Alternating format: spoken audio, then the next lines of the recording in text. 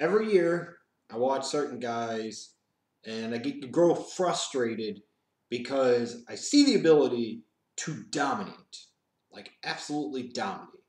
And there will be those glimmers of that. There will be those flashes of that. And then there are stretches where they kind of disappear and they're not the type of guy that their talent suggests that they could be, their physical ability suggests they should be and could be. And it's frustrating to watch these guys, and sometimes they figure it out, and sometimes they become that type of guy at the NFL level, and sometimes they never are able to. They bust out, or they just become those guys that are always the perpetual tease that they have those moments where they can be something and then they just don't for whatever reason.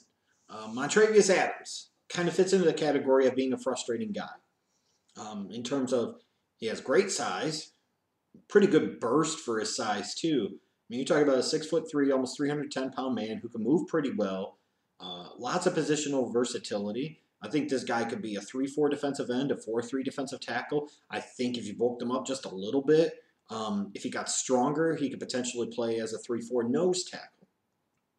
Granted, his most natural position at the NFL level probably is 3-4 defensive end or 4-3 defensive tackle because he's not strong enough to hold up as a 3-4 nose. But there is that potential there. But you look at this dude, you see this size, and you see a guy that can move, get off the ball pretty well, and you think that this guy should be a real force, a guy that should be borderline unblockable at times. And every once in a while, you'll get that flash of him being unblockable.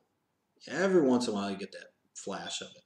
And I think what's interesting about him, where a lot of people will talk about his abilities as a pass rusher, I actually think he's further along as a run defender at this point in time. He does a pretty good job of holding his ground. Sometimes he requires double teams. He can blow up plays in the backfield due to his ability to penetrate.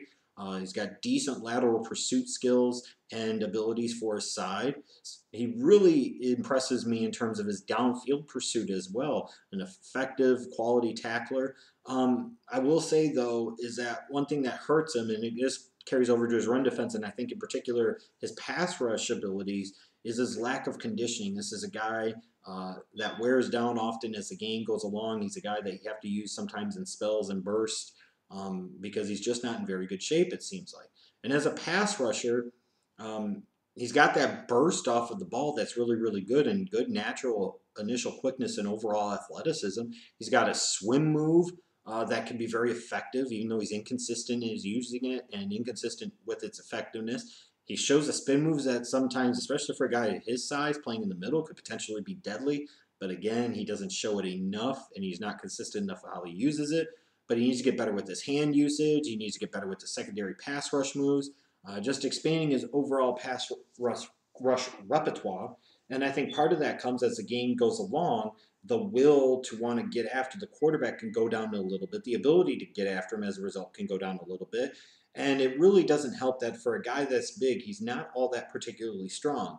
He needs to work on getting his total body stronger. He really lacks the upper body strength to consistently fight off blockers, and you see this on film a lot, which is scary for a guy of this size. He should be able to do more than what he does. He also lacks the lower body strength to drive blockers on his heels. Many times I thought you would see Adams get engaged by a blocker, and then he just kind of got stonewalled.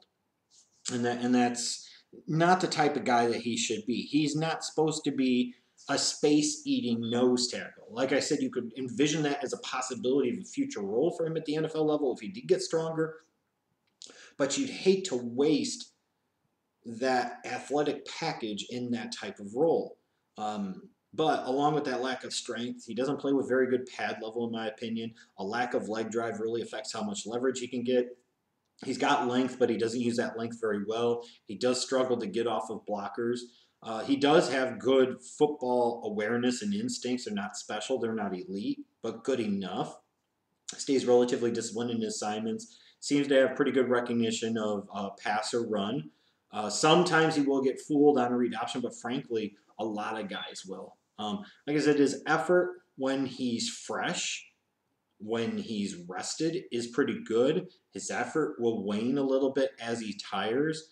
And I think the two things that I could say in general about him, while he hasn't had a ton of injury concerns, what's really going to affect his abilities at the NFL level are going to be his strength or his lack of strength at this time, and his conditioning, and in this case, his lack of conditioning.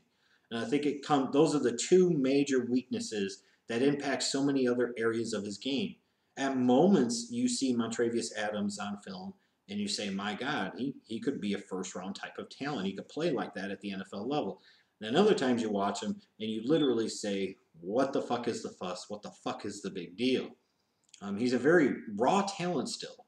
He's a lot of work in a lot of fundamental areas on top of getting stronger and in better shape, frankly. In terms of an NFL comparison for me, I see Vernon Butler from last year's draft from Louisiana Tech. He was a guy that ended up going at the tail end portion around number 1, but a guy that really needed some work in terms of his technique and some other areas. And I saw some similarities on film from Adams and Butler in terms of at their size, what they could do at times, and other times they kind of disappeared and was awkward, the things that they did. I've got Montravius Adams graded as a late third-round type of talent, which feels about right to me based off of what I saw on film.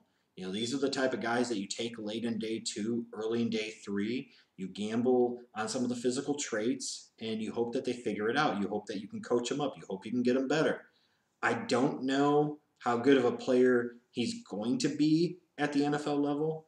I think he has a chance to be a guy as a defensive lineman that could be a 6, 6.5, 7 sack type of guy. But will he be? I don't know. It's going to be ultimately come down to two things: how much stronger he gets and how much better shape he gets.